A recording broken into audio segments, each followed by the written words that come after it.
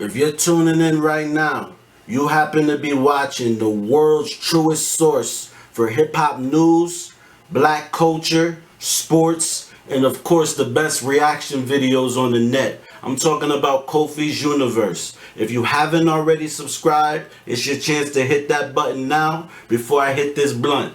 Bada. Alright, YouTube, salute. Beanie Sigel was on Drink Champs with Nori and DJ FN. And he said the fallout with Jay-Z was one of the most hurtful things ever in his life. Let's talk about it. If you're new to my channel, thumbs up the video. Hit the subscribe button, click the bell icon to be notified when I upload new content and go live. Also, check out album reviews in the album review playlist and new interviews in the interview playlist. So, the interview is about 3 hours. It's one of the best interviews I ever seen in my life. No lie, please check it out. I want to believe around a 1 hour and 30-minute period, Bean starts to talk about the fallout with Jay-Z. And he said it all happened at the time when Beans was going through his court hearing in 2003 because he was facing attempted murder and a federal weapons charge. And Jay-Z got on the stand, spoke highly of him in court, but the judge asked Jay-Z, was he willing to be responsible for Beanie Siegel's whereabouts, but not to say monitor his whereabouts. And Jay-Z ultimately rebuffed, said, nah, he don't want to have that responsibility. And Beanie Sigel said, I've never been crushed like that ever in my life. That fucked me up. That took away a lot of shit that I thought we had. Like, that's big bro.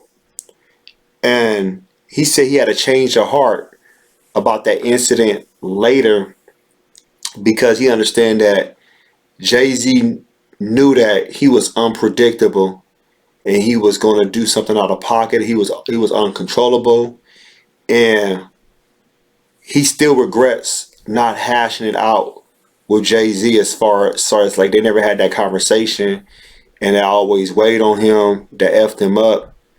And you got to have some type of communication in life. When I think about this, Beanie Sigel is right. Like, you know, that's a hurtful feeling. You looking like, damn, I put my life for this. Like Bean said, Rockefeller Records was his family. That's the most time he ever felt the most love ever because, like he said, he coming from South Philly. He coming around, you know, thugs, gangsters all his life. And to be a part of an organization, to be a part of the #1 record label at that time, you know, in the world, as far as like in hip hop, excuse me, when it comes to hip hop, because, you know, Death Row was gone, Bad Boy was already going down the drain. So now you got Rockefeller Records. And Beans, you know, being on the map as far as like putting Rock on his back. Anytime somebody beat for Jay-Z, he jumped in. D-Block, The Lox, Nas, Dipset, anybody like J.O. Felony. There was so many people that Beanie Sigel just went at because that's how much respect, and he felt like, I ain't looking for no check. I know I'm gonna get paid for my what I do around here, but I'm looking just for, you know, loyalty, trust, respect. Everybody can't do that. Do I look at Jay-Z being a sucker for doing that at first? I think it's more like, damn, Jay, that's kind of crazy. You would go up there and say that, but now looking back at it now, you gotta understand, like, maybe Jay-Z's felt like there's things that we still don't know. We might look like Bean's a real dude, but being too real can go wrong. People don't want to be around that. I had a homeboy, I'm just making a connection, and I remember well, me and him still tight, but we don't kick it like that no more because we're just older. He used to always go around fighting people, beating people up. I'm like, bro, I can't hang with you like that because you putting me in a position, you're gonna get me killed. I got sucker punched one time at a party and I almost got my head blown off because of him, because somebody wanted to shoot him. They try to shoot me. So my thing is, sometimes people looking like I gotta remove myself from a person like this, because if not, you're gonna bring me down. The energy right here is gonna be attracted to me, and it's, you know, low vibrational. You know, so it's like I don't want to be a part of that. I don't want to be connected with that at all. Beanie Sigel, his growth he's came so far, especially when you see how he said that. I understand now why Jay did that. Like he said, at that time he was a parent, but his children was little. Now his children are older. Well, his children are probably like what, high school or maybe in college.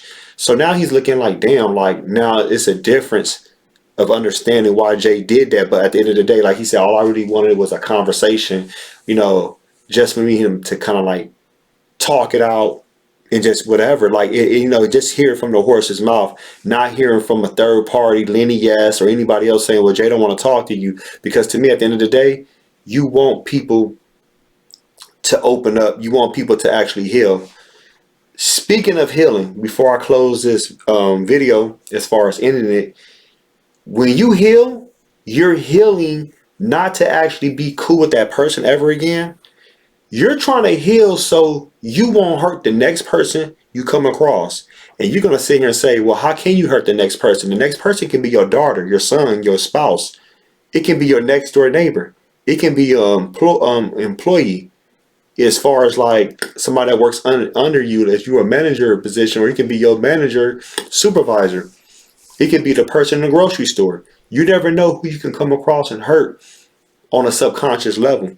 So if you don't want to heal, if you don't want to take accountability for the things you do wrong, there's a problem. And then that's why people are always trapped. People are not being blessed. The energy is never right when it comes to being around the right people. Is not reciprocated because you are still holding on to garbage that needs to be released. And one thing I did love when Beanie Sigel did say this: entitlement is the thief of hard work and progression. That is so real. You shouldn't be entitled because you feel like, oh, give me that. No, first of all, that's somebody else.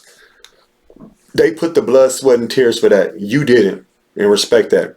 Well, y'all let me know what you think about Beanie Sigel's growth. Please check out the interview when you get a chance on Drink Champs. What you think about Beanie Sigel's growth? What you think about how Beanie Sigel, felt? Like he said, he had a tear like come out his eye because he's looking like, damn, I never knew Jay-Z would do that to me.